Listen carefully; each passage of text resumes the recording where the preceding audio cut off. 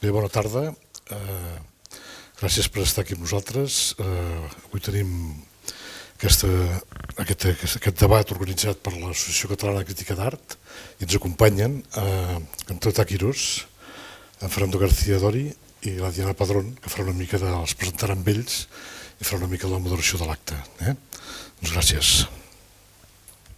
Moltes gràcies i en primer lloc voldria agrair l'acollida de HVIC, on ens fa molta il·lusió continuar aquest programa.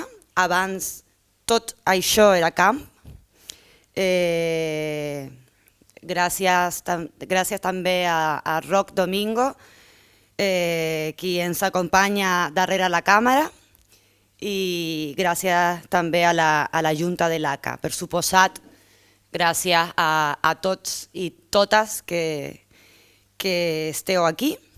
Y por supuesto, y muy especialmente, gracias a Cantú Taquirós y a Fernando García Dori, que han viajado hasta Vic y que nos acompañan para hablarnos de sus proyectos y conversar un poco. El programa abans tot això era camp, antes todo esto era campo. Parte de la voluntad de la Asociación de Crítica d'Art de l'ACA de abrir un debate desde muchos puntos de vista a través del programa Formacions, con diversas cuestiones, diversos temas de cierta trascendencia, de cierta urgencia. Y en esta ocasión, junto con Roc Domingo, con quien coordinó el programa, hemos planteado abordarlo desde el concepto de campo, desde luego un concepto polisémico. Antes todo esto era campo, tiene que ver con la transformación y la desaparición desde hace ya bastantes años de los límites entre lo rural y lo urbano. Queríamos abordar esa cuestión, pero también queríamos abordar la aparición de diversos proyectos en los últimos años, diversas propuestas tanto artísticas como de pensamiento, también desde el punto de vista, desde el activismo, que plantean una cierta toma de conciencia ecológica para intentar pensar otra manera de entender lo artístico, otra manera de entender el territorio también, otra manera de entender incluso la producción y, en definitiva, otra manera de entender también la vida. Y para eso, además de Fernando García Dori, tenemos con nosotros y con nosotras a Cantú Taquirós, que es profesora, doctora en Artes y Ciencias de las Artes, profesora en la École Européenne d'Art Bretagne. Ya no, ahora estás en un sitio... En París. Ahora estás en París, ¿verdad? Cierto. Investigadora, cineasta, de hecho también ha formado parte del equipo de cine, del departamento de cine del Museo Pompidou. Es comisaria y es cofundadora junto a Alyosha Imov de la plataforma curatorial Le Peuple qui Manque, una plataforma curatorial fundada en el año 2015 con base en París, que ha tenido en los últimos años también diversos premios, reconocimientos, como en la pasada Bienal de Lyon en el 2019, y que ha llevado a cabo proyectos en diversos contextos, tanto en Europa como en América, ¿no? Y también incluso en Dakar, en África. Se dedican, además de generar y organizar eventos, proyectos curatoriales, programas, también se encargan de producir proyectos artísticos, de difundir proyectos de artistas y de diversas publicaciones y ediciones. Son también parte del comité editorial de la revista Multitudes. Y entre sus últimas publicaciones, en 2022, próximamente recién publicado, podemos encontrar quién habla en la era del antropoceno, donde entre otras cuestiones se tratan también algunas de las problemáticas que nos interesan en este programa. Y sin nada más, muchísimas gracias, Cantuta, por acompañarnos y te doy la palabra. Gracias.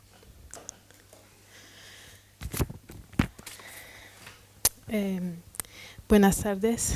Antes de todo, quisiera agradecer calurosamente a Diana y Roc por la invitación, también a Tom y todo el equipo de ACVIC. Me alegro mucho estar aquí con ustedes y me alegro mucho también compartir ese momento con Fernando, a quien admiro el trabajo con Inland desde mucho tiempo. Primero quisiera hacer disculpas porque voy a leer un texto y mi español no es tan fluido para poder hablar sin texto, entonces disculpen, por favor. Yo no voy a hablar tanto hoy de proyectos míos, sino más bien he venido juntando algunas notas respecto a esa cuestión de las prácticas artísticas más allá de lo urbano. Entonces tengo una presentación aquí.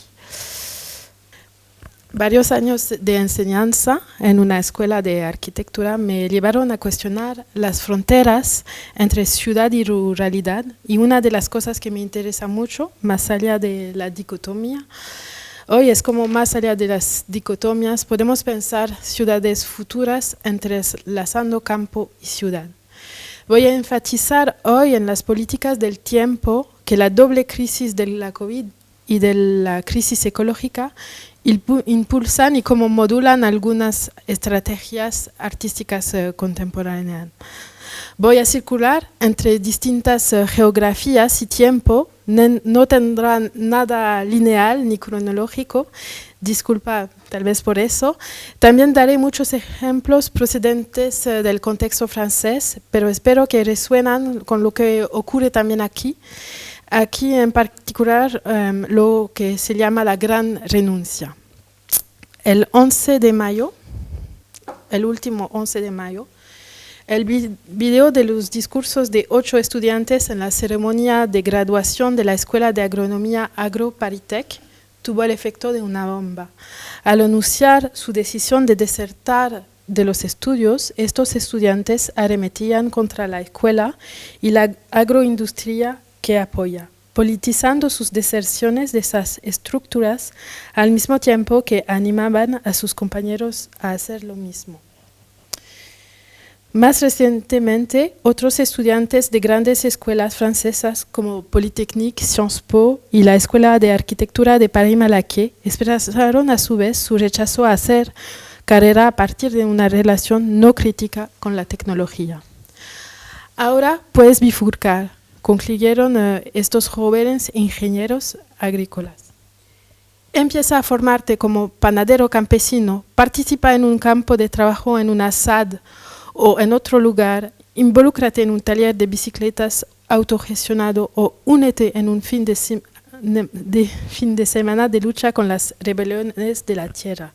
Puede empezar así, bifurcarse. En junio, los jóvenes agrónomos de la escuela ENSAT, eso son otros estudiantes de otra escuela, de la escuela ENSAT intervinieron en su ceremonia de graduación. Bifurcarse no significa eludir las responsabilidades. Nos negamos a creer que un ingeniero pueda cambiar las cosas desde dentro en una empresa ultraliberal cuya única brújula, y en su gran mayoría, es la búsqueda de beneficios. Aceptar el compromiso es querer cambiar las cosas un poco. Hoy un poco no es suficiente. Además de una dimensión política, esta forma de sabotaje simbólico, que puede inscribirse en una larga línea de acción directa y de no cooperación con el sistema, estas bifurcaciones tienen algo de una estética.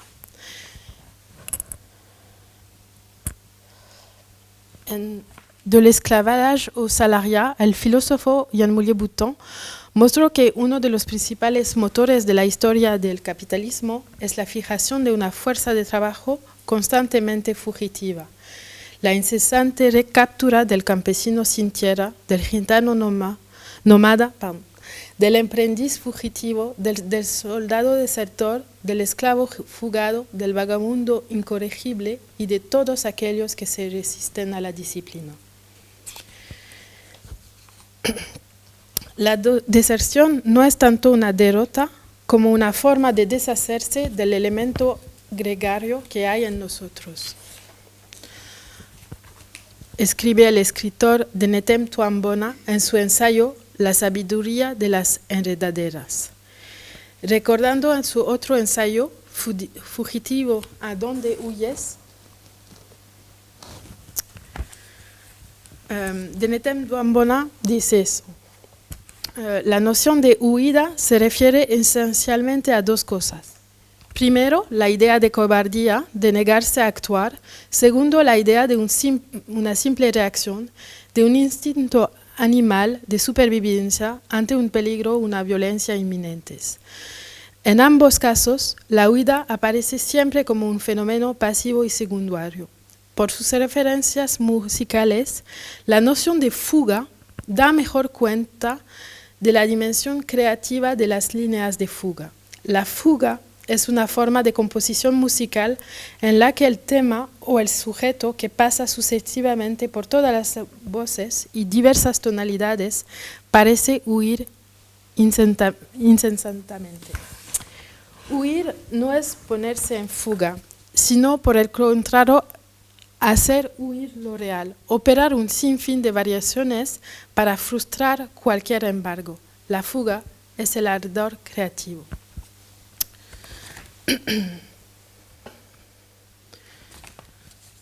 La cultura ecológica ha sido muy aislada de las genealogías postcoloniales, pero gracias a trabajos de intelectuales como Malcolm Ferdinand y de Netem Tuambona, entre otros muchos, se están redescubriendo otras genealogías ecológicas. Durante siglos, en el Caribe y las Américas, esclavos, los cimarrones, huyeron de las plantaciones, estos vastos monocultivos desarrollados por los colonos sobre antiguos bosques.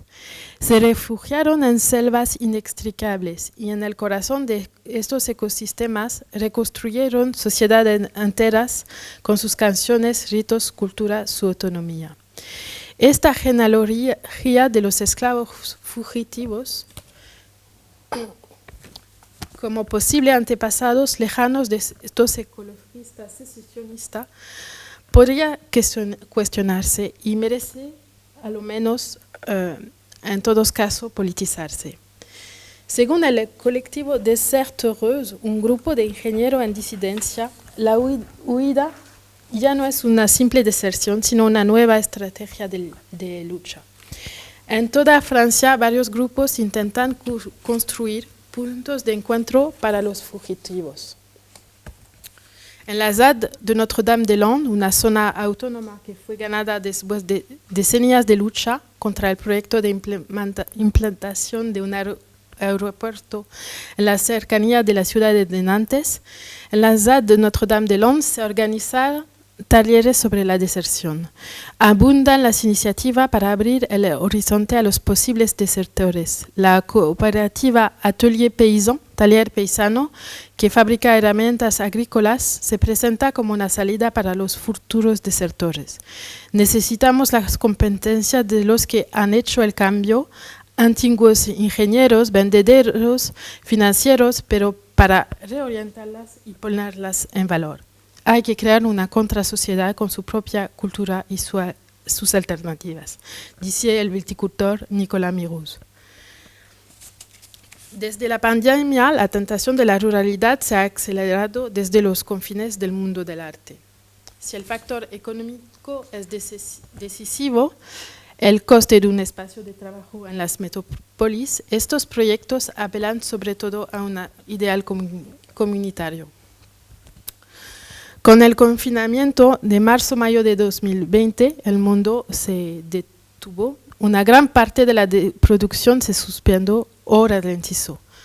Muchos han escrito sobre ese tiempo detenido como lugar de producción de una nueva posibilidad de subjetividad.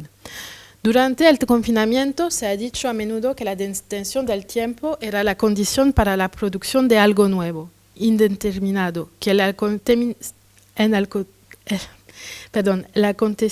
de la ruptura, la interrupción del tiempo del capital, afectaba a la subjetividad, como fue el caso de la Nuit debout, Noche arriba, y su calendario suspendido.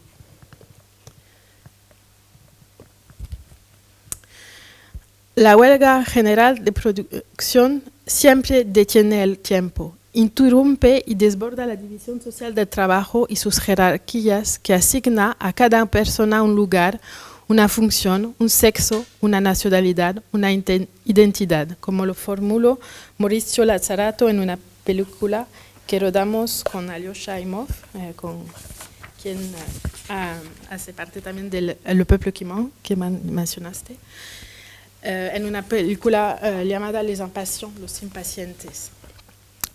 Pero la detención del tiempo en el tiempo del confinamiento no fue la de mayo 68, ni de una huelga general. En lugar de un tiempo liberado, fue muy a menudo un tiempo secuestrado.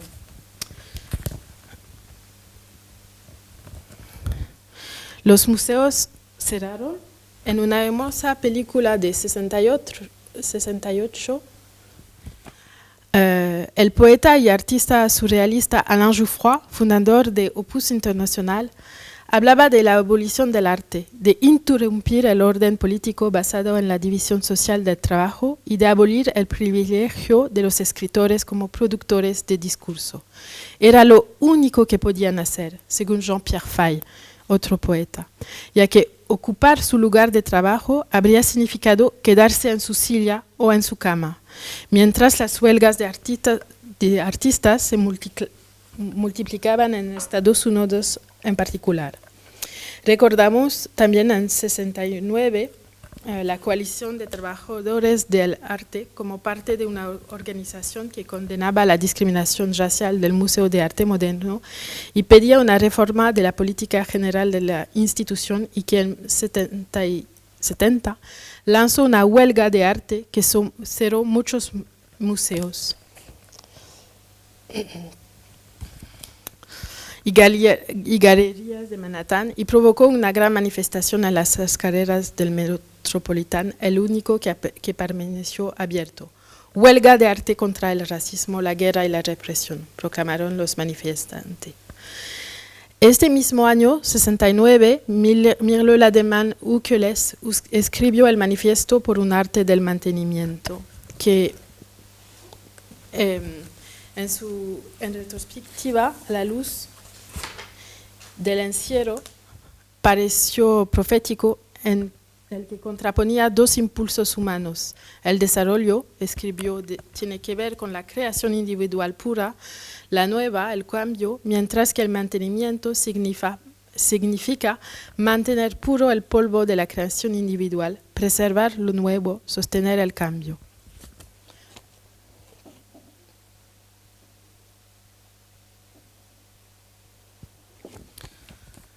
La huelga de los gestos inútiles.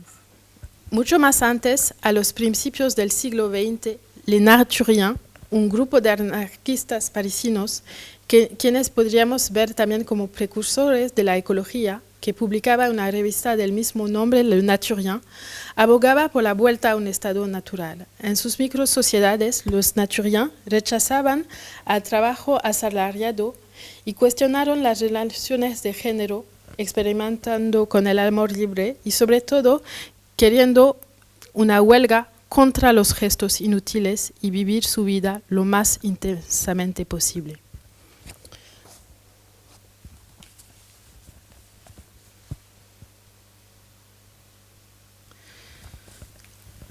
Los museos son las tumbas familiares de las obras de arte. Es la contundente cita de Theodor Adorno que el teórico de arte Douglas Krimp utilizó como título de su gran libro On the Museum's Ruin. Durante la crisis del COVID, muchos actores del mundo de arte se inclinaron por la bifurcación del museo a partir de esa suspensión de la producción del mundo del arte. imaginando un modelo de museo que resista la lógica de acumulación. Un museo que sería más internacionalista que internacional, que apostaría por lo local sin ser provinciano y que resistiría la creciente lista de sus artistas internacionales, sus conferencias estrella, sus trabajadores de bajo coste, escribía Javier Martínez, entonces director de programa del MACBA, en una nota para un futuro museo. El coreógrafo Boris Chamaz, cuando soñaba con un museo de la danza basado en Rennes, ya postulaba un museo incorporado, que solo se desarrollaría a condición de que lo construyeron desde todos los cuerpos que pasan por él, los del público, los artistas, pero también los empleados del museo, guardias, técnicos, personal administrativo, que activan las obras, los artistas y el personal del museo. Esa crisis ha puesto de manifiesto que el museo era ante todo un espacio estriado, atravesados por una verticalidad de condiciones, conservadores, personal externo, trabajadores de mantenimiento, diseñadores gráficos y editoriales independientes que elaboran los catálogos, etc., comisarios independientes, artistas sometidos a los vaivenes de la crisis. Un museo tejido por todos los que lo cuidan, conservadores, trabajadores de mantenimiento, guías, guardias.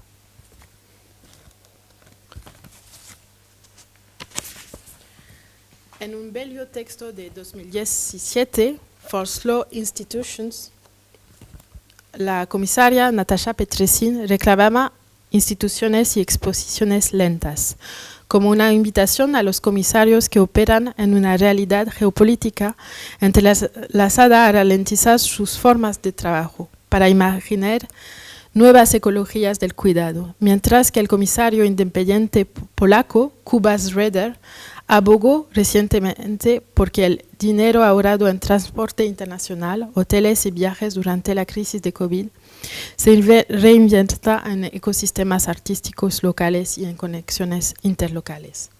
Como sostiene el Foro Ciudadano para el Arte Contemporáneo Polaco, una solución sencilla sería pagar salarios decentes a los autónomos, lo que sin embargo implicaría una reconfiguración fundamental del modo en que se producen los proyectos artísticos. Las instituciones podrían empezar por financiar la investigación artística y conceptual. Antes de la crisis de la COVID, esos procesos se consideraban meras externalidades. Todos esos eventos se llevaron a cabo con un poco coste, porque el coste del mantenimiento, tal como se analizó en el Manifiesto por el Arte del Mantenimiento de 69, y el trabajo invertido en la investigación artística, meses de investigación preliminar, todo ese tiempo subterráneo corrió a cargo de artistas o comisarios. Y Kuba Schroeder cuenta esta anécdota sobre una obra del artista conceptual John Lathan. Con motivo de una exposición, la documentación de su obra, unas cuantas hojas de papel amarillento y fotografías en blanco y negro, tuvo que ser transportada desde el Reino Unido a Polonia en una gran caja con un camión especial, y que estos objetos tuvieron que ser guardados en un almacén antes y después de la exposición. Los costes ascendieron a unos pocos miles de euros que podrían haberse gastado en la producción de nuevas obras. Sería entonces urgente volver a aquellos gestos del arte conceptual que consideraban las ideas como vehículos principales del arte y la documentación material como sustituible. En esto, según Kuba Schroeder, podríamos inspirarnos en otros modelos. El proyecto de Lemieux, One Man, One Village, One Museum, en la colección Banabe Museum, en el que el artista recreó obras de arte conceptual clásicas con la ayuda de su pueblo natal en el centro de China, o un ejercicio de préstamo institucional entre el Museo de Arte Moderno de Varsovia y el Banabe Museum en 2017, que incluyó el envío del concepto de Círculo Ártico de Rashid Arain desde Eindhoven a Varsovia, donde se recreó con medios locales en el Parque de Esculturas de Brno. Inspirado en la ecoestética de Rashid Arain, Manifiesto para el 21 siglo XXI, Rashid Arain, artista fundador de la revista Surtext, Cuba Schroeder sugiere que la crisis de la COVID podría aprovecharse como una oportunidad para llevar a cabo una segunda revolución conceptual en el arte. Un arte más contado, narrado y utilizado que mirado. Por lo tanto, ecologizar el museo significa alterar su función y al hacerlo superar la noción de ordenar a los públicos y su función normalizadora. Un museo que no solo vale la pena visitar, sino también experimentar. Un museo que cuida como un hospital sin dejar de ser crítico, como postulaba recientemente el director de Reina Sofía, Manuel Borja-Riel.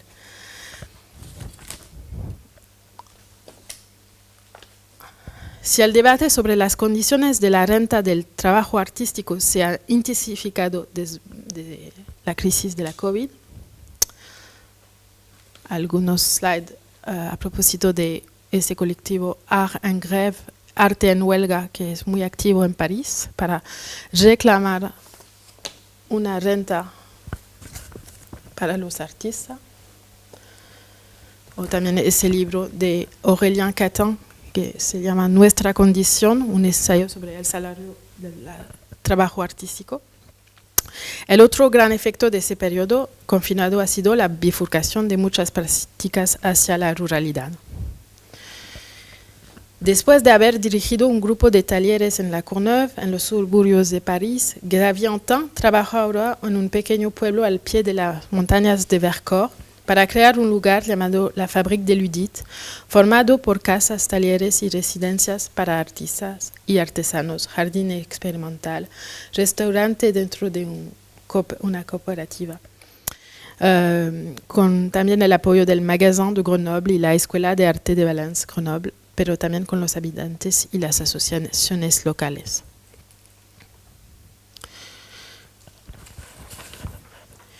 En el sur de la isla de la Réunion, la Box, antigua caja de carpintería, alberga desde hace más de 10 años estudios de artistas, un espacio para exposiciones, eventos, reuniones, conferencias, talleres. Fue creado por varios artistas de la Réunion, entre ellos Joan Quelan de Saint-Pern, Myriam Omar Awadi, Anne Fontaine, etc. Este espacio está vinculado también a una pequeña casa en la montaña que alberga artistas en residencia. Recientemente se mostró la obra de Moana Pajaniarie, quien explora los mitos cosmogónicos hindúes. Estos artistas crean sus propias instituciones y comunidades en contextos rurales, buscando modelos económicos y éticos alternativos. La última documenta puso en relieve muchas de estas instituciones de artistas desde el sur global. Y en el norte, la pandemia de coronavirus ha puesto en crisis el estilo de vida urbano, provocando la migración de las ciudades y contribuyendo a la conciencia ecológica. Mucho más antes, Inland había creado seminarios, escuela de pastores, moneda local, elaboración de quesos, pero Fernando lo va a presentar dentro de poco. Por mi parte, modestamente, justo después del confinamiento, he tomado con Alyosha Imov, quien ya hemos mencionado, la dirección artística de un festival que se desarrolla de un río a otro del mar de la Mancha, entre la pequeña ciudad de Dieppe, en Normandía, Francia, y la pequeña ciudad de New Haven, en Inglaterra. Dieppe, una pequeña ciudad portuaria a orillas del mar en la que viví en mi adolescencia y en la que pasé mucho tiempo estos 2 últimos años en los confinamientos. Tras de haber realizado muchos proyectos en varios lugares, veo este proyecto como la posibilidad de desarrollar un proyecto según otra forma de tiempo, trabajando con los actores locales y una geografía que conozco íntimamente. La primera edición el año pasado la llamamos Atlas de las Bifurcaciones y ahora lo estamos transformando en una bienal de ideas, la Escuela de las Impaciencias, que tendrá lugar en junio próximo, Escuela de las Impaciencias Sociales, Artísticas, Económicas. El giro rural, estas son imágenes en New Haven. El giro rural llegó a las instituciones más hegemónicas y el ejemplo más paradigmático es la exposición Countryside, The Future, en el Museo Guggenheim de Nueva York, organizada por Rem Koolhaas, quien enfocó toda su carrera, como ya sabrán, en las ciudades y es conocido por su manifiesto Nueva York Delirio, una oda a las ciudades mutantes. Considera ya hoy que el principio de un campo al servicio de las ciudades ha alimentado la reserva de indignación que llevó a la elección Trump o al Brexit, y ya busca reconsiderar la dimensión utópica del campo en el que se desarrollan nuevas modalidades de propiedad, alquiler y acogida.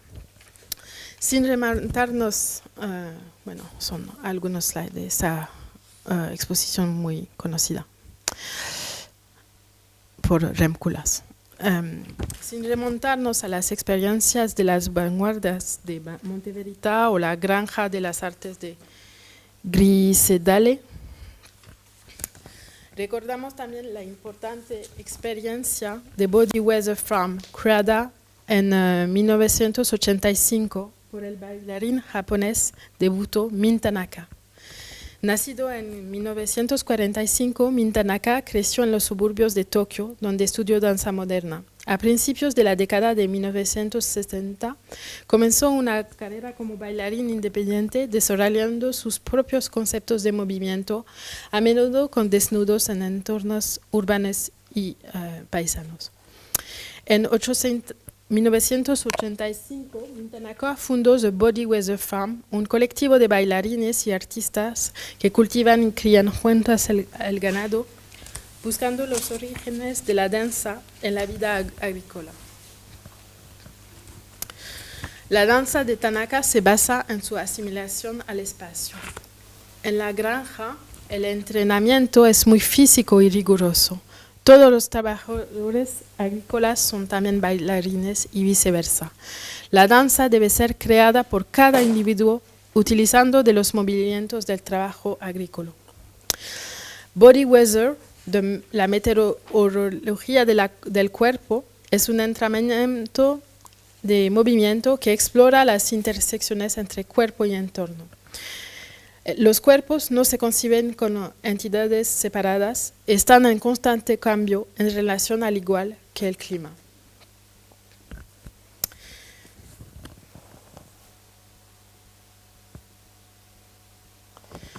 El body weather es un estado de la mente así como un estado del cuerpo. Está dentro de una persona así como entre las personas. También está entre una persona y el fin del universo, si es que lo hay. Está ahí dentro de una sola célula, una molécula, una partícula, un quark.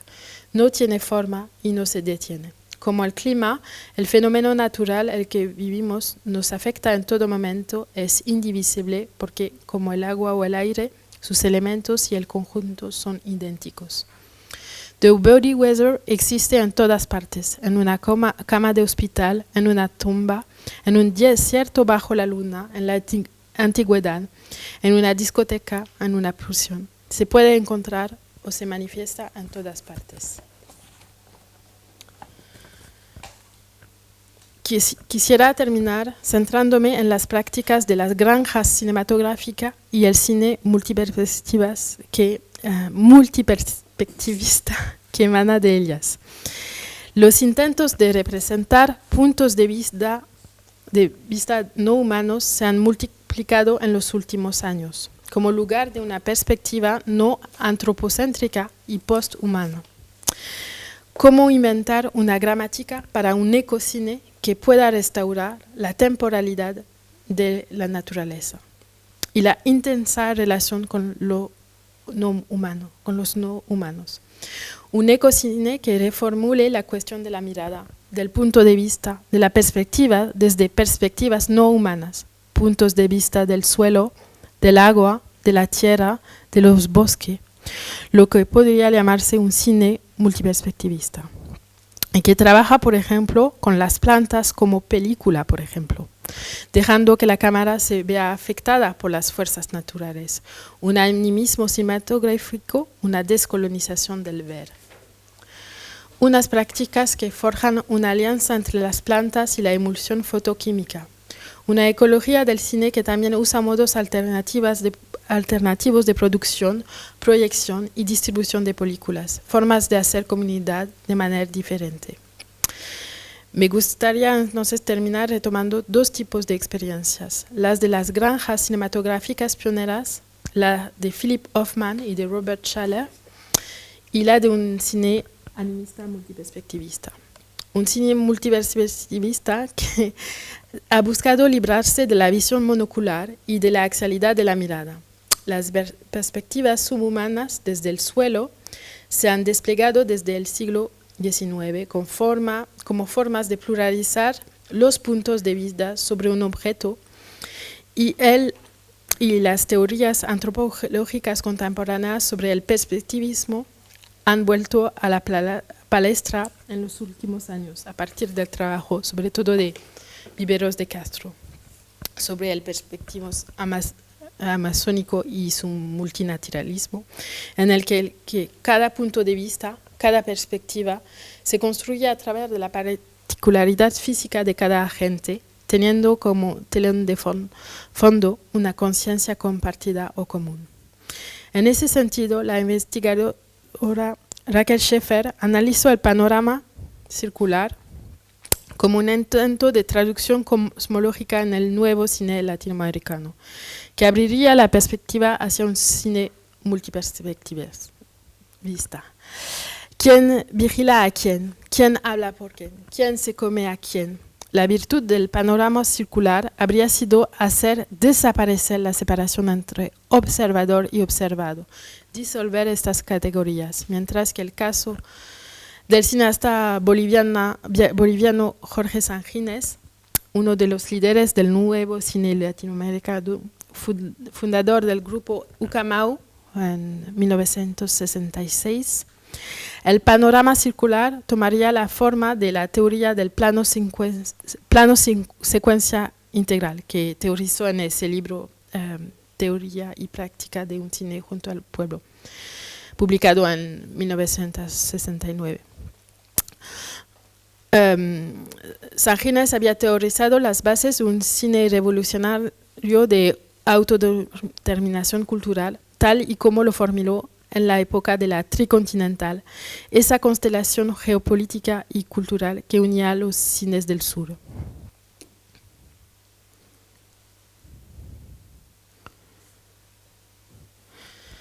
El grupo Ucamau, que significa así es en aymara, era un colectivo que realizaba películas en quechua y aymara que luego proyectaban en las comunidades indígenas de pueblo en pueblo.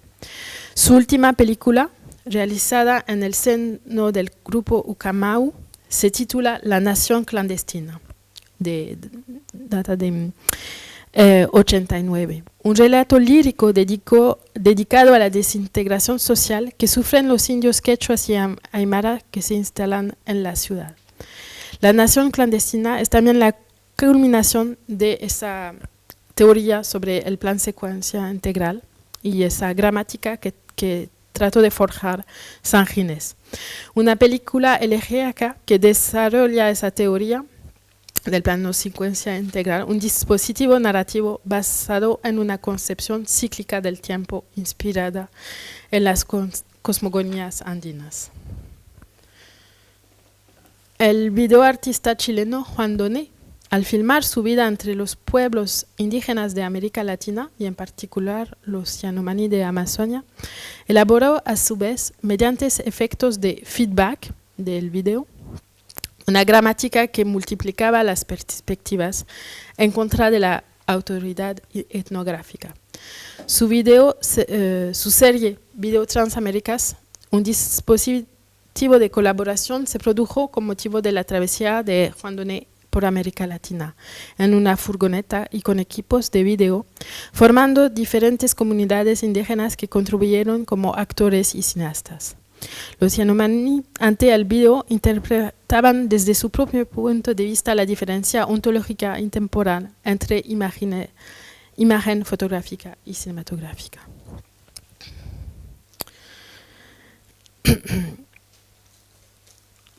Habría hoy una historia del cine experimental paralela que se está redescubriendo, una contrahistoria en la contrahistoria. La de las experiencias de las granjas cinematográficas pioneras hacen parte de esa historia. Eso forma parte de una historia minoritaria de la visión que también se escribió desde las márgenes del norte, no solamente en el sur global. Estos cineastas se sitúan desde una posición de aliados con las cosmovisiones no naturalistas, tratando de reinventar una visión alucinada, por utilizar un sintagma rimbaldiano.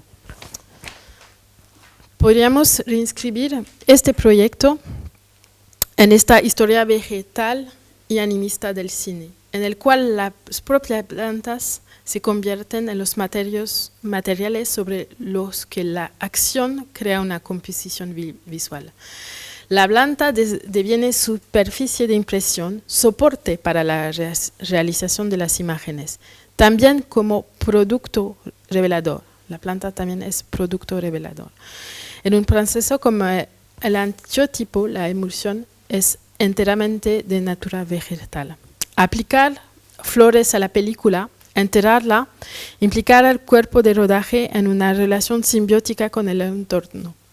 Lo que me parece muy interesante es que después de los grandes intentos de reapropiación de los medios de difusión y de producción del cine, a través de las cooperativas de cine experimental en los años 70, lideradas por cooperativas como por ejemplo la New York Filmmakers Cup, la London Filmmakers Cup, la Paris Filmmakers Cup.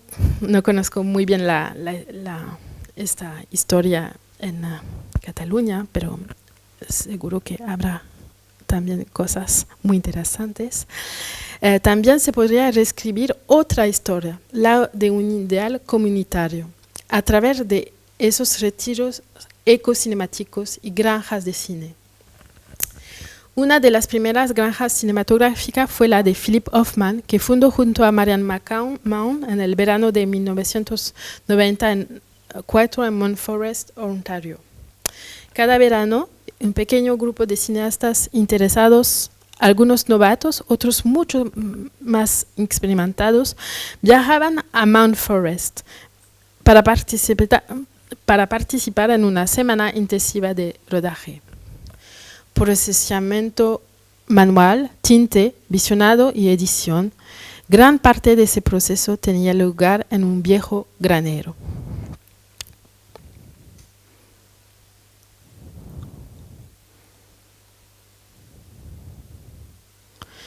El cineasta Karel Duin, inventor del proceso de fotografía, pasó también por los talleres de la Film Farm. La fotografía, una técnica de contacto inventada por Karel Duin, que consiste en sumergir las plantas en una solución fotosensible ambiental neutra, a base de vitamina C, bicarbonato sódico y agua.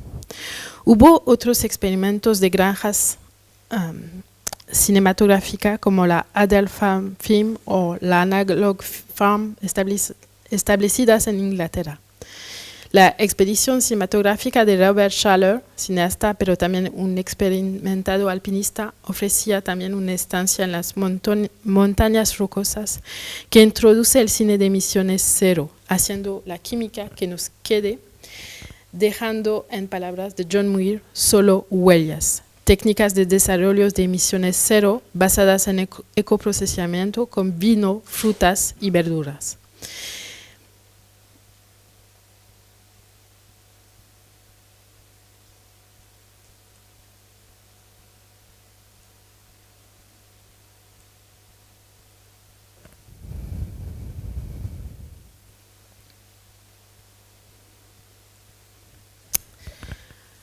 En este momento de báscula y de tentativas de parar el desastre ecológico, algunas enseñanzas que podemos recordar de las distintas estrategias artísticas que he tratado de atravesar,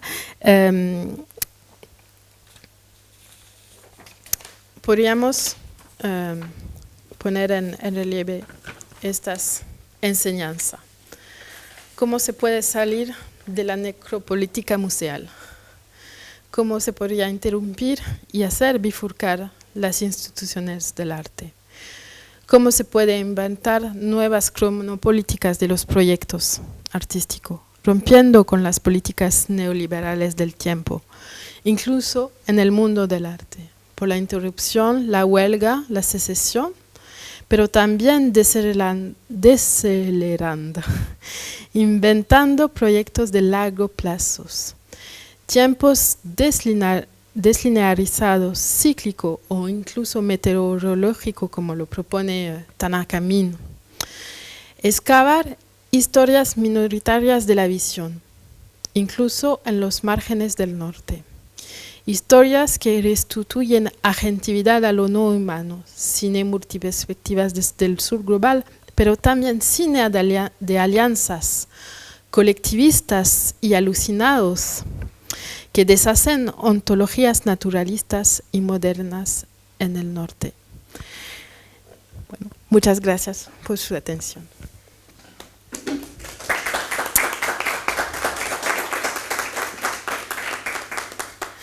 Y disculpa nuevamente por mi español, que es un poco muy brusco. Para nada, todo lo contrario, quería darte las gracias por tu generosidad de hablarnos en castellano, te hemos seguido perfectamente. Creo que además ha sido una presentación muy exhaustiva, gracias por eso también, que nos permite abordar el tema desde múltiples direcciones. O sea que creo que ha estado genial para dar pie ahora a la siguiente presentación de Fernando, a quien presento muy brevemente. Fernando es artista, investigador, ha trabajado mucho, sobre todo desde el ámbito de la sociología rural y también desde el activismo, por supuesto.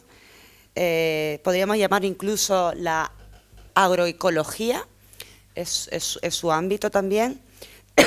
Perdón, promotor de diversos proyectos y de iniciativas agroecológicas enfocadas en la relación entre cultura y naturaleza, preocupado por cuestiones de identidad, paisaje, pero también de deseo, de utopía.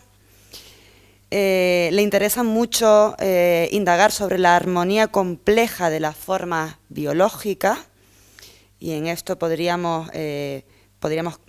por ejemplo, mencionar la conexión entre lo micrológico y los sistemas sociales, por ejemplo. Es también fundador, director de la plataforma Inland, Campo Adentro, una plataforma interesada, dedicada a pensar, a repensar los modos de producción, tanto a nivel social, cultural, como desde el ámbito de lo agro, ¿no?, de la agroecología, llevando a cabo actividades tanto en localizaciones, en localidades rurales, como también en diversos países a través de un intento de influir en determinadas políticas agrarias y culturales. Recientemente han estado presentes en la Documenta 15 en Kassel, con el proyecto Folk a Museum, del que puede ser que ahora también nos hable. Muchísimas gracias por estar aquí, te doy la palabra. Gracias. Bueno, muchas gracias por organizar esta jornada y también a ti, la verdad, porque me ha encantado la conferencia que nos has dado. Creo que toca muchos de los temas que será interesante luego también debatir sobre ese momento de cambio y esa especie de bifurcación, ¿no?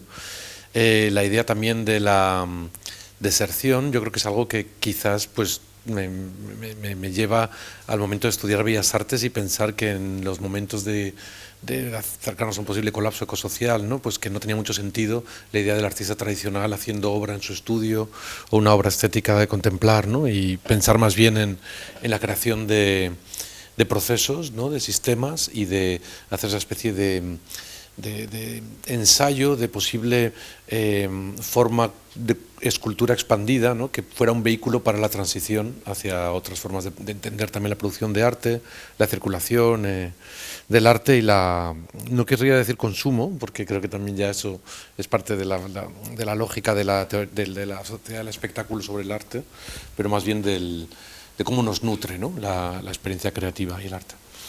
Y en ese sentido, pues hablaré un poco de Campo Adentro, que creo que es una especie de idea de organización, de sistema, de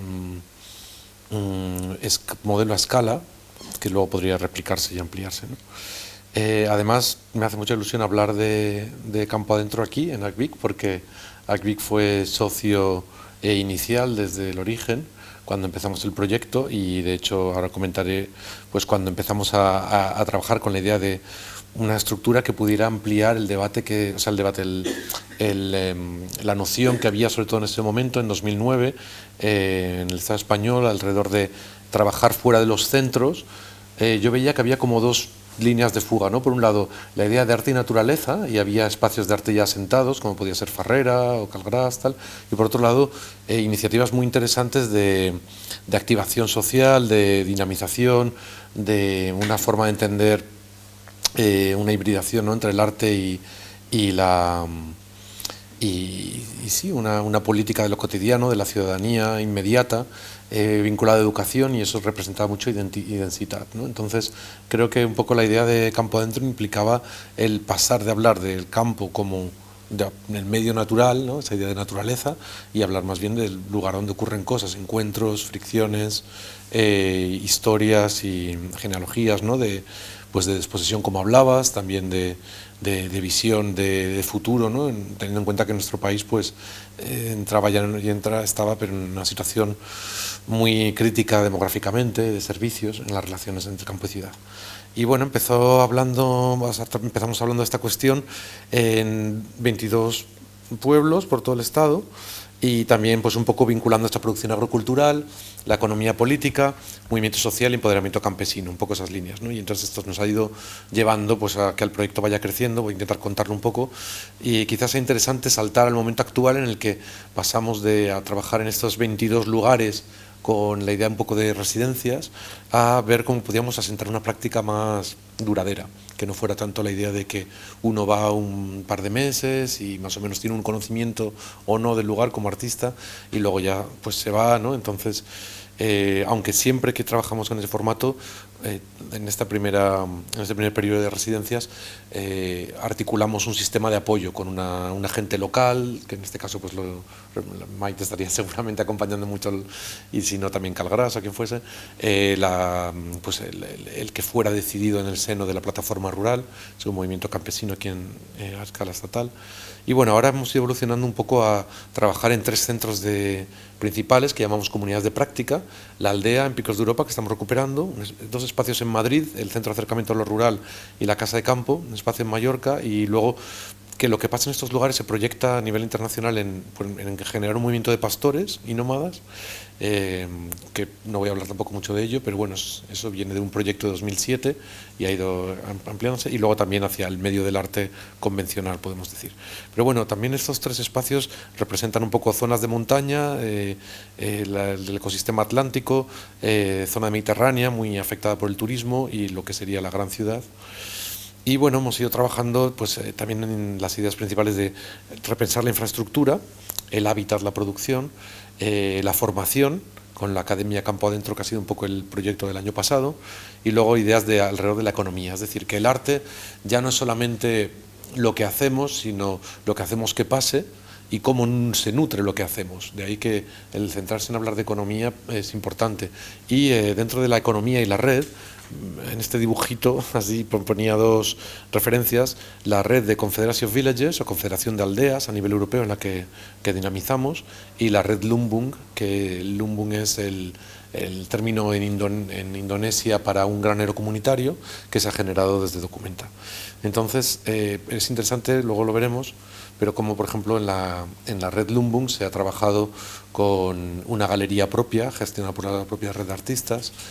Lumbung Kios es como un espacio de intercambio de producciones, de lo que produce cada colectivo y tal. Traía un ejemplo concreto de intervención para que muchas veces dicen, bueno, es que tiene que ver el arte con la agricultura, ¿no?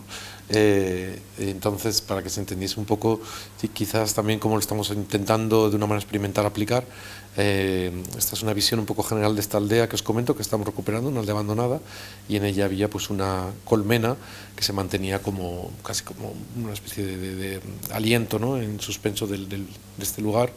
Entonces, a partir de ahí empezamos a desarrollar la idea de trabajar con la apicultura, y estuvimos investigando la tradición vernácula de apiarios, ¿no?, de construcciones en el noroeste ibérico para tener pues una especie de hábitat para el apicultor y para las colmenas. Trabajas desde dentro mientras ellas salen desde una pared y tal.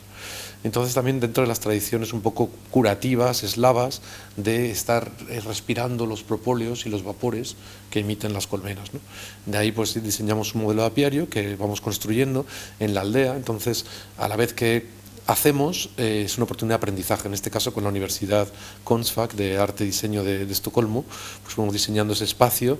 Es un espacio, como digo, de reposo, de curación, una celdilla, si queréis, ampliada, y bueno, este apiario pues ahora mismo está más acabado, no tengo fotos recientes, pero ya lo cierras de alguna manera, entonces no estás compartiendo el espacio de las abejas, pero sí estás sometido también a la vibración de una longitud de onda, con la que luego hicimos una pieza sonora. Esta pieza sonora se ha presentado en el Museo Madre, en Nápoles, y en el Museo de la Montaña, en Turín, y una serie de cartelería gráfica, si queréis, como una referencia a la apicultura medieval, a los análisis de los movimientos de las abejas desde la etología apícola moderna, ¿no?, desde la ciencia del comportamiento de las abejas, y luego también una serie de poemas que nos inventamos, como pensando como una abeja. Esta pieza sonora estaba también en la exposición en Documenta, traía aquí alguna imagen, pero bueno, tampoco ahora se trata de entrar tan en detalle, creo que es más, ¿no?, una semblanza de campo adentro. Sí decir que la intención en esta presentación del proyecto, en este contexto de la Documenta 15, que iba muy ligado a la idea de procesos por colectivos que podrían no ser reconocidos como arte y que iban a suponer pues activaciones y tal. En nuestro caso intentamos llevarlo por otro lado, llevarlo más a la museografía, que podría ser vista como clásica, pero poniéndola en cuestión. Es decir, esa idea de un desmuseo de artes populares venía a plantear pues cómo muchas veces la museografía, la historia del arte se ha apropiado de los objetos de poder, ¿no?, de culturas campesinas indígenas. Sería interesante, tengo que visitar aquí el Museo del Mundo Rural en Cataluña, está haciendo también bastantes cosas ahora, creo, activando, y cómo podría ser de otra manera. Por ejemplo, trabajamos con una comunidad del pueblo indígena Rarámuri en el norte de Chihuahua, en México, donde se están reapropiando de las fotografías de antropólogos que fueron allí en el siglo XIX y que se llevaron un montón de material, lo están recuperando el Museo de Historia de Nueva York, y en base a eso están reconstruyendo todo lo que es su tradición de la textil, ¿no?, y la cosmovisión que implica. Bueno, también arquitecturas efímeras y tal, y solamente quería contar un poco del inicio de Campo Adentro, como decía antes, con estos momentos de encuentro, de trabajo entre diferentes. Ahí veo a Ramón y a los compañeros de Farrera, y Maite, no sé dónde estás, del otro lado. Y bueno, era un momento de encuentro entre los artistas, los pueblos que acogían y también pues un poco esos poderes políticos que hablamos antes de políticas públicas, ¿no? De la importancia de que miraran a esta cuestión desde el Ministerio de Cultura, desde el Ministerio de Agricultura. Me parecía inconcebible que no se dieran la mano, ¿no? Y que no hubiera un debate mucho más agitado en nuestro país sobre esa agonía del medio rural, ¿no? Muchas veces silenciosa. Habéis invitado creo que también al autor de La España vacía y yo creo que ese fue un momento de inflexión, ¿no? En cuanto a los debates en nuestro país sobre esta cuestión. Y bueno, eso también hace pensar cuál es el lugar también de un proyecto como Campo Adentro, ¿no? Las residencias, como digo, fueron en 2011 y 2012 y traía aquí, bueno, antes hubo un encuentro internacional allí en el Reina Sofía, traía algunos ejemplos como este proyecto en un pueblecito, al Monaster La Real, donde se trabajó con el último pastor para hacer el pequeño museo de lo comunal. Esto es en Huelva y entonces allí no solamente pues se diseñó esta especie de cobijo temporal de esa ruina del último establo en el que había un rebaño, diseñando las tejas, moldeándolas sobre el lomo de las cabras de Miguel el Pajarito. Aquí está un pequeño modelo de esas tejas. Miguel el Pajarito además hacía estos dibujos increíbles como de su vivencia, ¿no? De la relación con los animales en el día a día. Desgraciadamente falleció hace 2 años, pero bueno, pues un poco su memoria también sigue presente en su obra. Y luego tuvimos 2 proyectos, uno en San Bartomeu de Grau, con Pablo, tenemos un problema con la memoria, pero bueno, me acordaré, Pablo Sanz, que es artista sonoro, y entonces él estuvo haciendo una especie de mapa sonoro en San Bartomeu de Grau, que creo que, si no me equivoco, sigue todavía online. Entonces era una manera de crear también pues espacios de co-creación con personas del pueblo, porque pues ibas con el apicultor y al mismo tiempo que estaba contando cosas, pues también se hacían grabaciones, y entonces era una especie de mapa sonoro de San Bartomeu de Grau. En este caso creo que son las grabaciones de ultrasonidos de los murciélagos por la noche en el pueblo. Aquí otro ejemplo era el del pueblo de Carrícola, en Valencia, un pueblo muy interesante, y aquí los vecinos del pueblo dijeron al artista: bueno, queremos que nos ayudes a rediseñar el mercado de los domingos, el puesto del mercado. Can Altay, que es un artista turco y arquitecto, fue diseñando una especie de módulo que se podía adaptar a los diferentes productores, y luego también está otra versión primera que el pueblo dijo muy bonita, pero no nos parece muy práctica.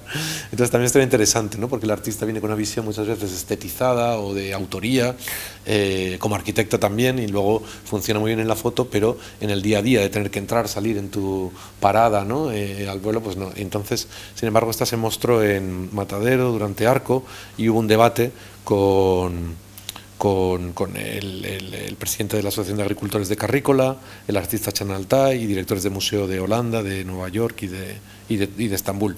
Un poco con la idea, como digo, de qué manera estos proyectos también intentan no solamente desertar y generar cuestiones en el medio rural que sean nourishing, o sea, como, ¿no? que nutran, sino que también intentaba formar parte de esos circuitos convencionales para tener un peso específico en esa conversación cultural, ¿no?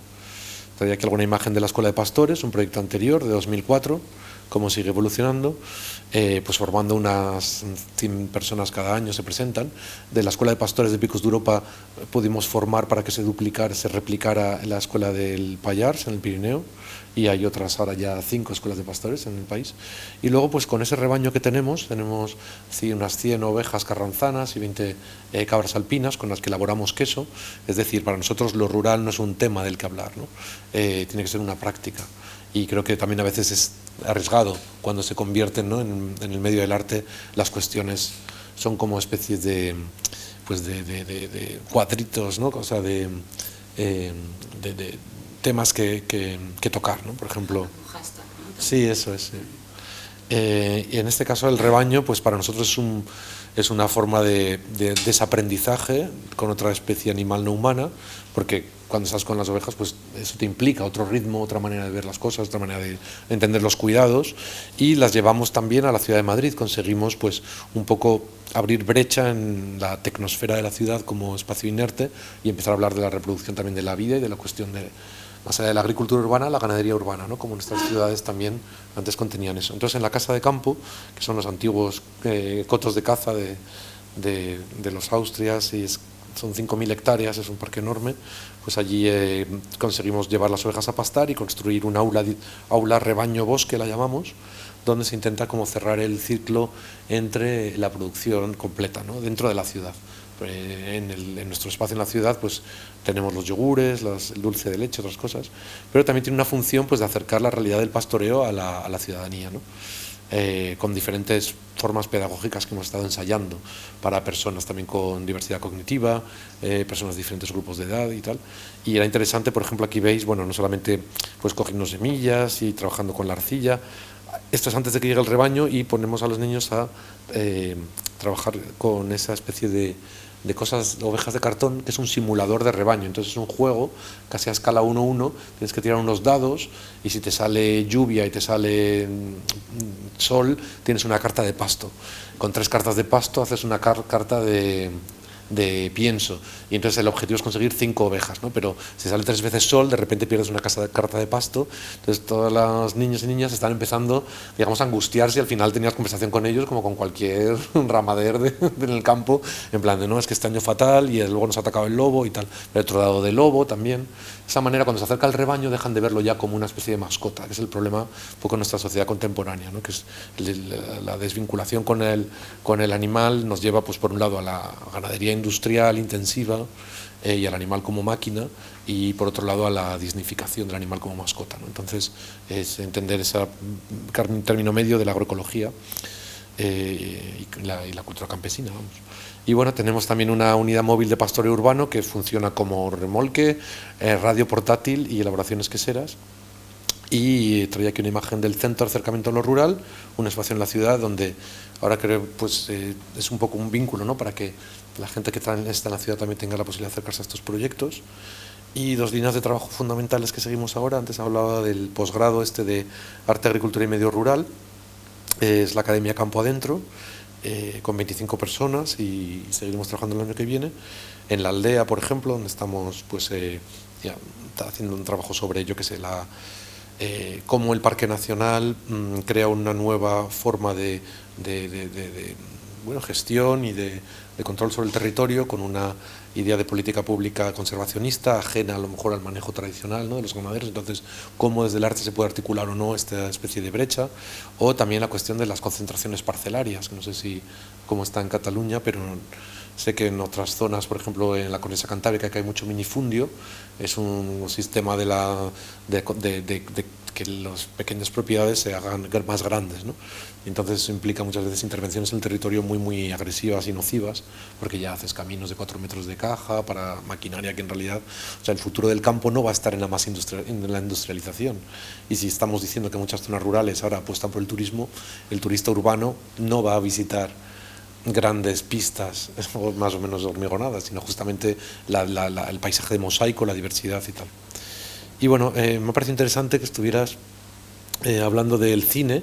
Yo es algo que no me he acercado mucho en mi práctica, vamos, de hecho le tenía un poco de alergia en la fotografía y tal, porque todo lo que implica es un trabajo muy minucioso y muy también complejo por el equipo que necesita, ¿no?, y tal. Sí nos hemos acercado al body weather y hemos hecho talleres de body weather en Campo Adentro, en el espacio en Mallorca, por ejemplo, donde estamos trabajando más con la idea de paisaje expandido, ¿no? O sea, que no que dejemos de ver el paisaje como una especie de fotografía fija a consumir, y que eso está teniendo una erosión enorme, ¿no?, en el tejido social de la Sierra de Tramuntana, en Mallorca o en muchas otras zonas, ¿no?, donde ya pues, el visitante arrasa, ¿no?, y no queda vida en el pueblo. Sí nos hemos acercado más a la antropología sonora, estamos trabajando más con el registro sonoro y tal. Aquí una imagen de la red de aldeas de la Confederación Villages, en la página web podéis leer más. Y luego estamos también ahora mismo viendo un poco la idea de los nuevos comunales y de las políticas del reasilvestramiento, ¿no?, que es un debate ahora que hay bastante grande. Quería traer también, enseñaros que en la página de Campo Adentro, si entráis, hay una parte de archivo, y luego ahí tenemos el archivo, por ejemplo, de lo que fueron los diarios de los artistas. Este es el del otro artista, que es Paco Arroyo, que estuvo en Calgras, en Aviñó, y él estuvo trabajando con la Colla de Grallers, y allí pues estuvo yo creo que fue un proyecto bonito, ¿no? No sé qué opinas, Maite, pero él partía de la idea de que el instrumento tradicional era con lo que se hacía, con lo que había a mano en ese momento, o sea, una piel de un bicho, una caña, lo que fuera, ¿no? Se hacían diferentes instrumentos, entonces lo que tenemos a nuestro alrededor hoy es mucha residuo tecnológico, móviles rotos, cacharros de todo tipo, entonces era una revisión del cancionero y de la cultura musical de allí, de Aviño, pero trabajando también con instrumentos sintéticos, ¿no? Y distorsionando de esos cacharritos, ¿no? Yo creo que Paco Arroyo es un maestro del hackeo de los cacharritos, aquí entrevistas, tal y cual, veis un poco del proceso, Ramón Villar, la primera grabación. Entonces, pues es romper un poco también con esa idea de que la tradición es algo inamovible, ¿no? Que nos tenemos que aferrar, ¿no? Sino que también la tradición está hecha de constantes cambios, evoluciones añadidos, y que justamente si no queremos que sea que muera, ¿no? Y que el ocio, por ejemplo, ahora de gente joven en un pueblo va a ir por otro lado porque no se sienten identificados a lo mejor con la música tradicional que en su momento cumplía la función de montar una fiesta y que se conociera a la gente, pues a lo mejor la fiesta se tiene que hacer con eso, pero también con sintetizadores y mezclando con diferentes instrumentos. Bueno, no se ve mucho porque las fotos son muy pequeñitas, pero seguramente que si pulsas se vean más en grande. Este, por ejemplo, es un aparato que distorsiona la voz del que canta, o ese, cacharros múltiples. Y nada, de hecho, yo no sé si en este diario que hizo Fonoteca 2.0, mira, por ejemplo, hay un taller de construcción de minisintes, había parte de los archivos sonoros, pero bueno, ya lo podréis mirar. Así que nada, yo lo dejaría aquí y podemos seguir ahora debatiendo un poco.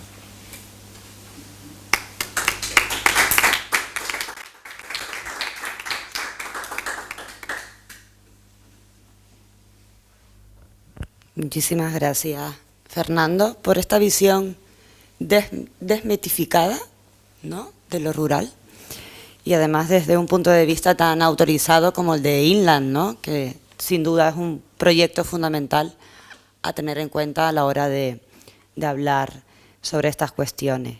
Yo creo que primero de todo os daría la palabra a vosotros, vosotras, por si de repente os queréis contestar por alguna cuestión que haya surgido en las presentaciones.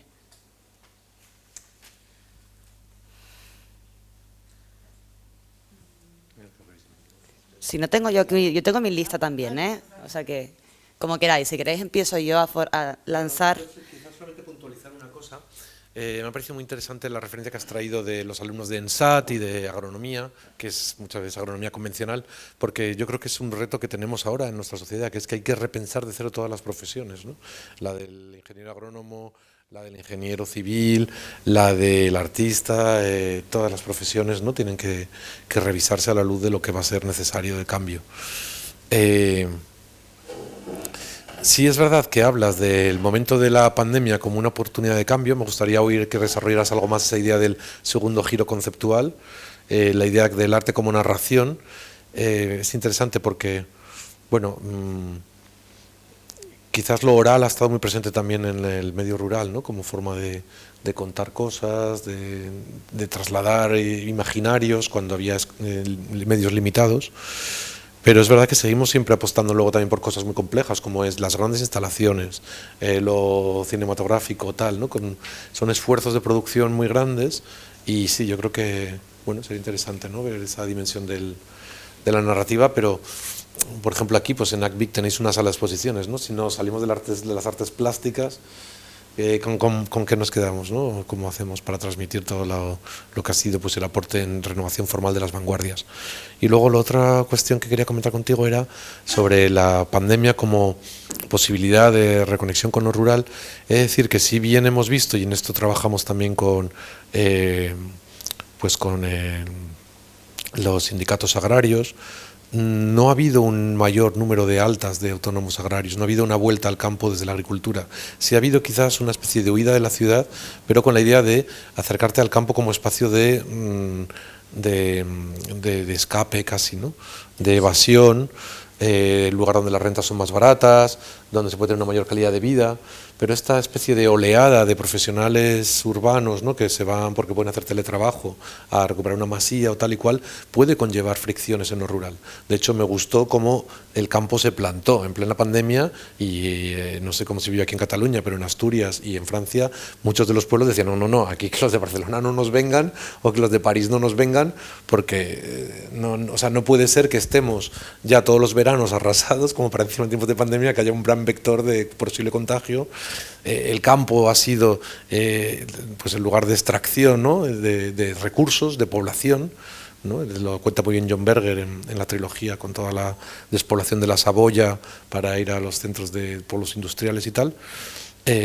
Y también ha sido el lugar donde muchas veces van los residuos, pero no puede ser que se siga extrayendo también como el imaginario y que al final se desposea al campo de una vocación que tiene, que es la producción de alimentos y la agricultura, en este caso también, que tenga que ser sostenible.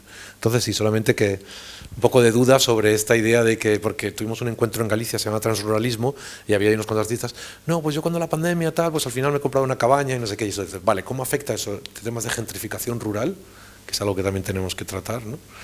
Como un chaval joven que se quiera quedar, si no ha heredado ninguna masía ni nada, pues ¿no? Vamos, lo vemos en Ampurdá, me imagino, aquí, ¿no?, en La Garrocha, zonas que se vuelven casi de segundas residencias de lujo y así inasumible pensar en vivir en el campo, del campo. Sí, sí, entiendo bien lo que tú... La Provence, ¿no? La Provence está claro, ¿no? La Provence. En Provenza, en Francia, es un campo que fue maravilloso y que ahora es todo, pues, un arquitecto.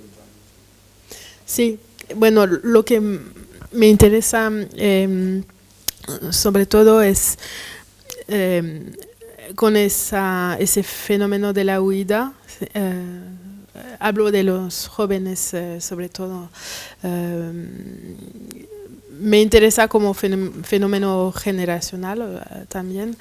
Y lo que me interesa mucho es que se ha criticado bastante esos gestos como muy individualistas o como un giro que sería de una clase social muy privilegiada porque hacen parte de escuelas de élite. Sí. Y lo que me interesa mucho es ver cómo se están construyendo también vínculos intergeneracionales entre generación que hizo ese gesto en los años 60, exacto, y las nuevas generaciones y cómo se transmiten herramientas entre ellos, y también cómo en Francia ahora en lugares muy precisos hay como una red, sí. Y entonces creo que nos permite también ¿cómo decir? Renovar nuestra mirada,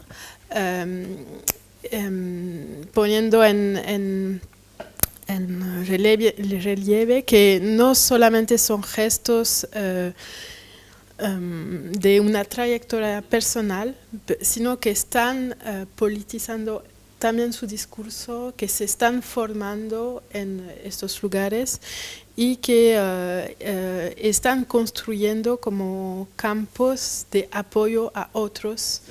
Y eso me pareció muy interesante y comparto lo que decías antes, pero quería también poner en luz esa dimensión que muchas veces no se veía mucho porque han sido también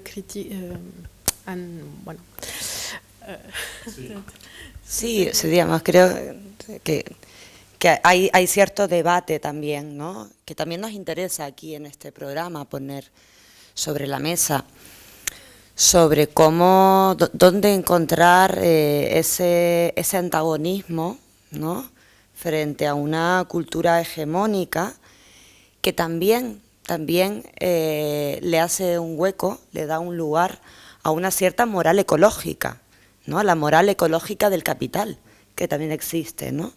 Entonces, frente a esa moral ecológica del capital, frente a esa mitificación, por ejemplo, ¿no?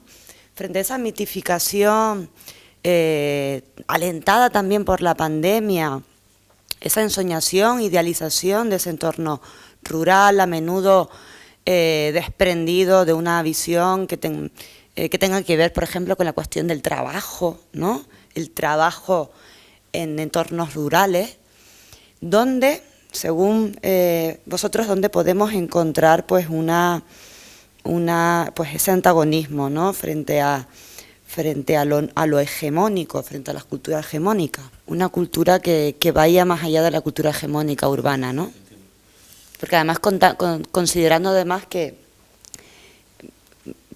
redes como la cultura Netflix, por ejemplo, prácticamente ya llega a muchos lugares del mundo, ¿no? Y la cultura Netflix es también una cultura urbana, por así decir. Sí, sí, sí. La cuestión de la tecnología. Bueno, lo que me interesa también es ver cómo esas bifurcaciones no hay que pensarlas separando ciudad y campo. Yo creo que, bueno, hay un trabajo muy interesante que está llevado por tres personas que son Diego Landívar, Alexandre Monin y Emmanuel Bonnet, que publicaron el año pasado un libro que se llama Héritage et fermeture, sí, y una escología del desmantelamiento. Y ellos trabajan mucho sobre la idea de común negativo. Saben, común, hay todo un discurso sobre los comunes como el agua, cosas que son positivas, diría. Y ellos trabajan sobre lo que nuestra postura, nosotros estamos heredando no solamente del agua o de cosas positivas, pero también de toda la infraestructura, la tecnosfera, que es sucia en una manera, quería decir, las centrales nucleares y todo. Y creo que es bastante interesante ver cómo en cada campo de la sociedad, en cada esfera, cómo se puede bifurcar también, no solamente teniendo el ruralismo como ideal, como lo dices bien, pero también en las empresas sucias, como en toda la tecnosfera, hay que hacer un giro. Entonces, me parece que es como un red de bifurcación que se necesita hoy. Entonces hay que pensar circulaciones, creo, entre todas estos gestos y lo que están construyendo como contra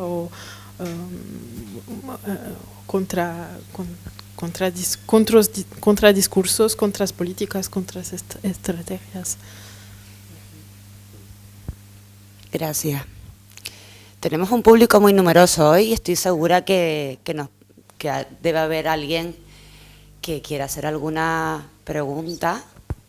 En esto que ha comentado de Holanda, que hacer un cambio, ¿el cambio que consiste? Hacer grandes explotaciones y pasar, digamos, a explotaciones más pequeñas. Bueno, es complejo porque es lo que se trabaja, es transición agroecológica. Entonces, por ejemplo, pongamos que lo que buscan es muchas veces cómo hacer un cambio, una disminución de producción sin que disminuyan los ingresos. Entonces, apostar por una producción es de, por ejemplo, transformación, en vez de vender el litro de leche a 20 céntimos a las grandes superficies, hacer una menor producción de leche, en vez de miles de litros de leche al mes para mantener esa renta, y hacer una transformación, buscar la complicidad de redes de consumidores, y luego a nivel de diseño, digamos, del agroecosistema de la granja, pues también en vez de una especie de gran monocultivo, gran superficie, pues cómo puedes hacer diferentes setos que estén cultivando también la biodiversidad. Sí, es como un poco recampesinificar, si queremos, ¿no? Lo que sería una explotación intensiva, que esto pues sí puede ser más, es que hay ciencia sobre esto, o sea, lo están estudiando en ciencia, menos contaminante también. Y más interesante para el productor y mejor para el consumidor, claro. Porque el consumidor puede tener un precio asequible, aunque sea un poco más caro, pero va directamente, puede ser a través, pienso yo, de cooperativas o alguna cosa así, y claro, es un sistema que contaminamos menos y favorecemos más al productor y favorecemos más al consumidor. Total.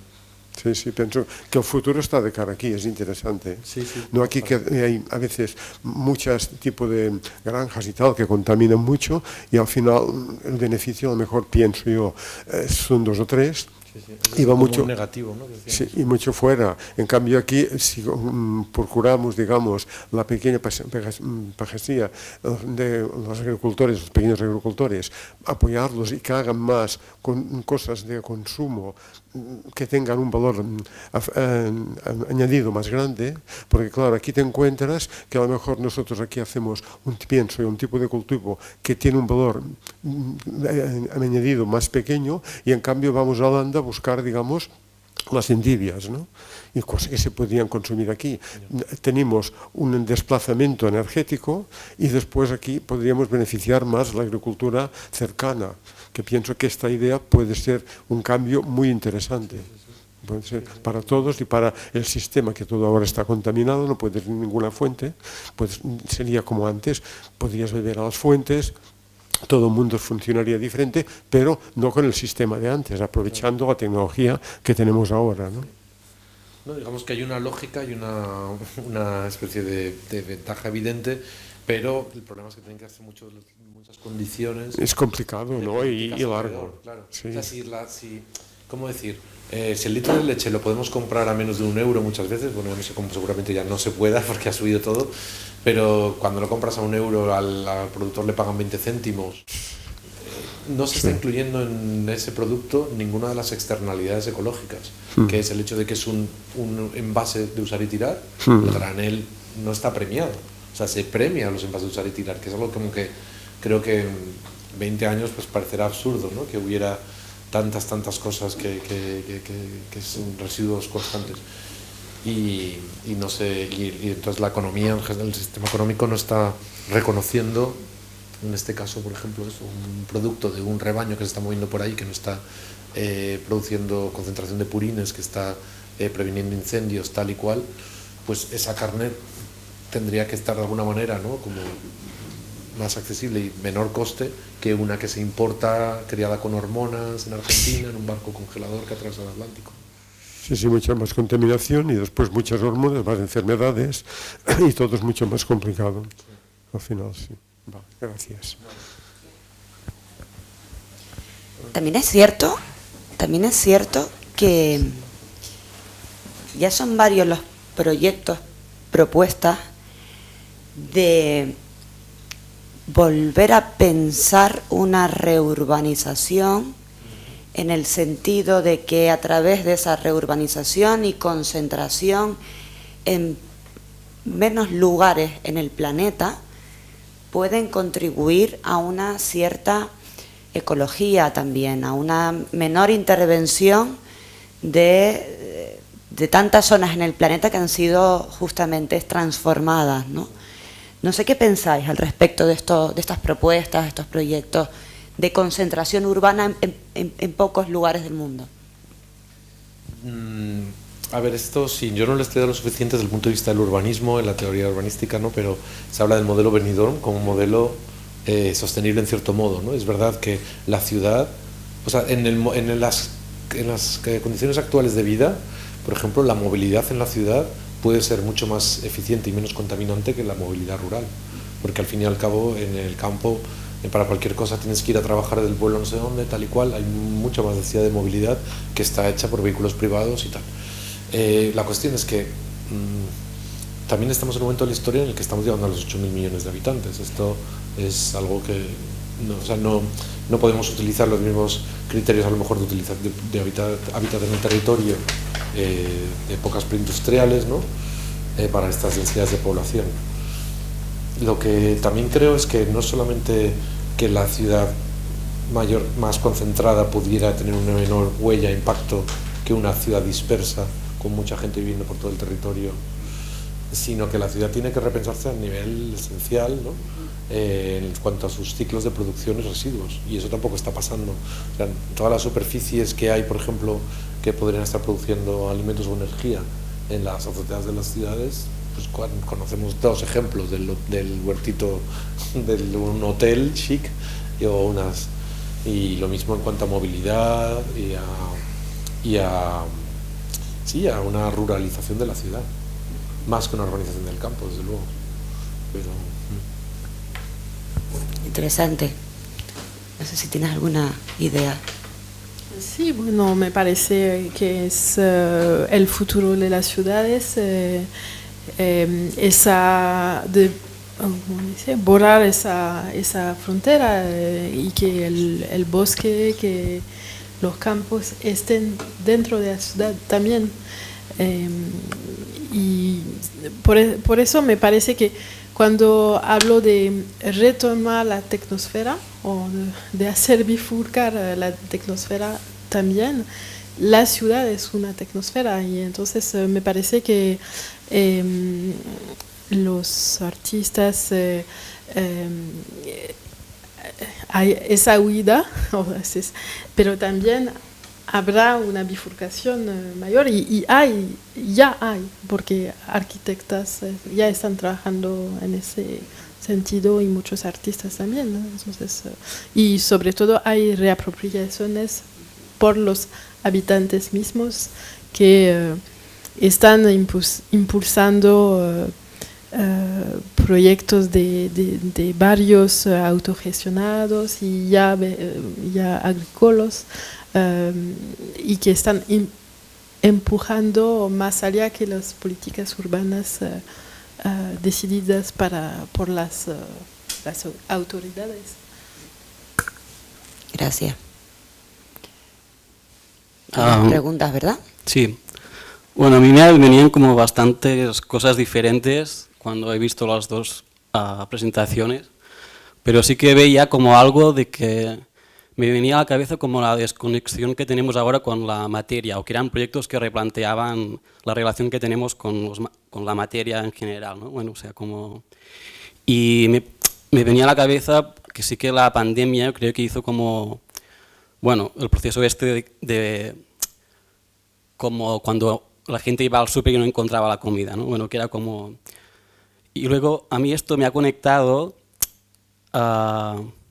como que cuando hablabais como también de la división del trabajo o como, por ejemplo, los inicios de la industrialización, ¿no? Que hicieron como la división del trabajo y que la relación de la materia estamos como muy desconectados porque solo vemos una parte del proceso o algo así, ¿no? Y luego que desde el arte se podría como plantear, yo he imaginado como que a veces como tenemos como imaginarios como muy colonizados y que nos cuesta pensar como alternativas, y luego, por ejemplo, no sé, antes de la industrialización, aquí en España había como tierras comunales, que había gente que tenía sus medios de producción, o como la importancia de recuperar como otras alternativas bueno, que ahora estamos como esto, que yo creo que la pandemia sí que nos ha como acelerado a replantear nuestra relación con la materia, ¿no? Como de dónde vienen los recursos o como... Bueno, es que es un poco coláis de cosas, pero... Y también creo que la importancia como de volver a imaginarios, por ejemplo, de indígena, bueno, de... No sé, por ejemplo, bueno, yo tengo como una radio y entrevistamos a un chico que era que era de Mapuche, que era como... Bueno, que es como un modelo matriarcal, ¿no? Donde la mujer es el centro de la cultura, la relación con la materia también es muy diferente. la importancia de revisar estos modelos, ¿no? Que sean como para, no sé, empezar como a tener nuevos imaginarios, ¿no? También desde la tradición, pero desde hoy, ¿no? Bueno, no sé, como... Bueno, es que lo que decías de monocultivo, ¿no? Es que cuando vino Chico a la radio, yo había construido una mesa y él me decía de dónde provenía la madera, que aquí lo conecto con la desconexión con la materia, porque yo había comprado unas maderas en Leroy Merlin y era eucalipto y era la madera que estaban haciendo monocultivo en su pueblo. Y bueno, es como intentar como tener conciencia también de dónde viene lo que nos rodea, ¿no? Que estamos muy desconectados, que no sabemos de dónde viene nada, pero bueno, también es muy loco estar 100% concienciado de dónde viene todo y de... Bueno, es como... Claro, porque hay algo también creo que tiene que ver con la cultura do it yourself, que no deja de ser también cultura dominante, ¿no? Y que genera malestar, sin duda, ¿no? Genera malestar en el hecho de que efectivamente es imposible construírnoslo todo. Y todo significa todo, no solamente a nivel de materia, sino también a nivel de sentido. Es imposible darle sentido a todo, es imposible construirlo todo. Y de ahí va efectivamente lo interesante de construir comunidad y de pensar también en la organización del trabajo, ¿no? Que yo creo que es un tema fundamental a la hora de abordar estas cuestiones sobre los entornos no urbanos, ¿no? Y que a menudo no se tienen en cuenta, ¿no? La cuestión de la organización del trabajo o la cuestión del trabajo en sí, justamente para huir pues de esquemas idealizantes, ¿no? Mitificantes sobre lo rural o incluso sobre otras culturas, ¿no? A lo mejor hay alguna pregunta del público que quiera... Sí. Sí, yo quería... Hola. Nos pregunta Roc directamente. Sí. No, yo quería aprovechar también como para rescatar una cosa de la presentación de Cantuta, que se han expuesto varias experiencias que de alguna manera tanto atienden y recuperan animismos vinculados a América del Sur y hay un momento que también has hablado de experiencias en Europa y justamente vengo de unos días pensando en que llevamos un tiempo hablando de animismo y atendiendo ciertas culturas con legado indígena de fuera de Europa, pero siento que tenemos como poco bagaje recuperando esos imaginarios vinculados con más conexión con la naturaleza o con más conexión con una dimensión animista con nuestro entorno, pero como de un indigenismo europeo. Bueno, quería como lanzaros esta pregunta como recuperando este elemento de la presentación de Cantuta. Sí, gracias por la pregunta.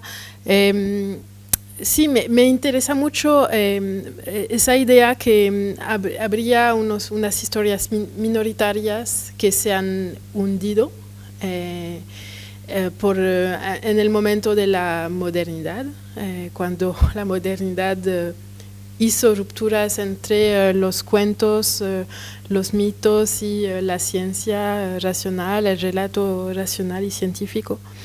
Y entonces es por eso que citaba a Rimbaud como alguien que es en su narrativa cuando llama para un desordenamiento de los sentidos. Entonces todos estos cineastas experimentales me parece que los podemos vincular a esta contrahistoria de la visión alucinada y de la cual procede Rimbaud y muchos otros poetas y que están como insurgentes o rebeldes a la operación de la modernidad, de cortar entre las disciplinas, de cortar entre ficción y racionalidad, mitos y verdad. Y me parece que hay esta tradición que se puede hoy releer cuando hacemos una contrahistoria del cine. Antes hacíamos la historia del cine experimental, pero era una historia modernista. Y hay dentro de ese contracanon otras historias que ya ahora se están empezando a reevaluar. Y creo que también del lado de todas las prácticas que se llaman asambleístas, o que también buscan dar derechos a las entidades no humanas. Hay todo un corriente en Europa de animismo jurídico, que es bastante interesante porque hablo de varios artistas que están trabajando sobre un animismo jurídico pensado desde Europa, no solamente como en América Latina, en las constituciones han dado derecho a la Pachamama o a ríos o a bosques, no solamente dan derecho, pero estas entidades están pensadas como agentes y sujetos jurídicos, y no solamente ahora se trata también de perspectivas desde los artistas para pensar ese animismo jurídico. Y me parece que aquí hay una tentativa muy interesante de excavar todos estos lazos que existían en los saberes paisanos, en muchos saberes, pero aún en saberes más ciudadanos, por ejemplo, los saberes de la vinculación de cada uno con animales, que sean animales domésticos, pero animales que viven ya en la ciudad. Y creo que eso también teje una red de prácticas muy fuertes ahora. No sé si contesto en tu pregunta, pero... No sé si hay más preguntas. Yo al respecto de lo que comentaba también Roc, creo que también habría que tener un poco de ojo, de no tratar de buscar esencialismos, ¿vale? De tratar de buscar una esencia originaria, por así decir, porque sabemos perfectamente que todos esos orígenes son complejos y han estado, desde luego, mezclados, pero un poco al hilo de lo que comentaba Cantuta, justamente me parece que Rimbaud es una referencia fundamental a tener en cuenta también con esa famosa consigna de je es un autre, ¿no? Yo soy un otro, yo es un otro, ¿no? Justamente hablaba de esta cuestión de que lo ancestral también la atraviesa, ¿no? Y cuando lo ancestral atraviesa, igual también lo podemos leer incluso en términos psicoanalíticos, ¿no? Aquella pulsión que también nos sigue atravesando, que también tenemos hoy en día. Y que es compleja, no es esencial, es compleja. Y justamente lo que hace es fracturar el sujeto, ¿no? No sé si te ayuda también para algo, con lo que estás reflexionando. Y no sé si hay más preguntas y cómo vamos de tiempo, tampoco... Cero, vale. Pues igual de repente con Rimbaud nos despedimos y dejamos, siempre hay que dejar algo abierto para la próxima sesión. En este caso dejamos el sujeto abierto con Rimbaud. Muchísimas gracias, Fernando, Cantuta, por esta maravillosa sesión que desde luego ha dado se ha abierto a muchas direcciones. Estoy deseando poder ver el vídeo y la grabación para volver otra vez a rescatar nombres, de verdad. Muchas gracias, Roc, por estar siempre ahí al tanto de todo, y por supuesto a este público tan numeroso que nos acompaña hoy, y a ACVIC también por la cariñosa acogida que nos ha hecho mucha ilusión poder venir y regresar a ACVIC, que es un centro al que tenemos mucho cariño. Sin nada más, hasta la próxima.